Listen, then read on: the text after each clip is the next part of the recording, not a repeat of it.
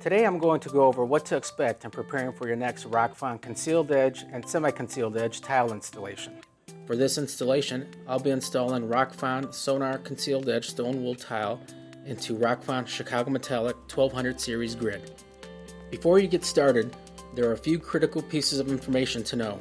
First, to install Rockfon CDX and SCD panels, the suspension system must have a 15/16 of an inch grid profile, such as Rockfon Chicago Metallic 200 Hook Series or 1200 Stab Series systems. Second, because these tiles install from below and conceal the grid, it's important you understand beforehand the perimeter detail you'll be working with. This will determine the height at which you install the suspension and perimeter trim.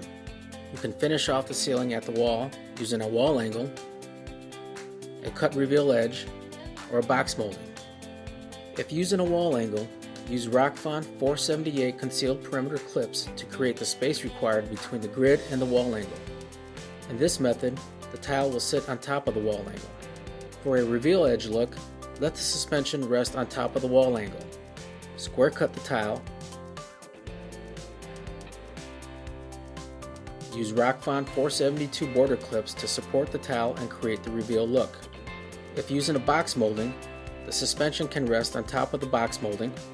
Square cut the tile. Use Rockfon 472 border clips to support the cut tile at the box mold. With this perimeter condition, the tile is flush with the bottom of the box mold. Whether you're installing a CDX or SCD edge ceiling tile, the installation process is the same. The main difference is that the CDX tile fully conceals the grid, while the SCD tile creates a semi-concealed or reveal look. Both ceiling panels have unique edge profiles that must be understood for proper installation. The panels have two supporting edges and two non-supporting edges. Familiarize yourself with these edges, tile orientation, and directionality before installation, especially when it comes to field cutting border tiles and at light fixtures.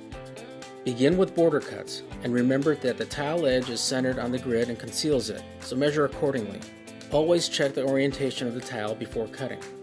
On the non-supporting edge, notch approximately 1 inch on the back side of the tile to allow for clearance, ensuring you don't cut through the face of the tile. Now the border tiles are ready to install.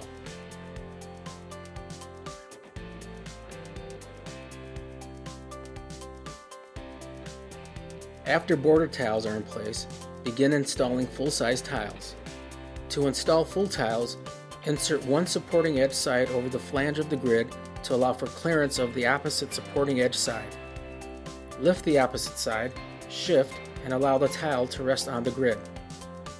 The next tile can be installed in the same manner by inserting the lower edge of the tile into the gap below the grid. To remove a tile, lift and shift one side of the tile into the gap between the grid and the tile, allowing the other side to drop. Inevitably, there will be instances where you have lay-in fixtures that leave the edges of the tile exposed. Cover exposed edges with Rockfon vinyl edge trim.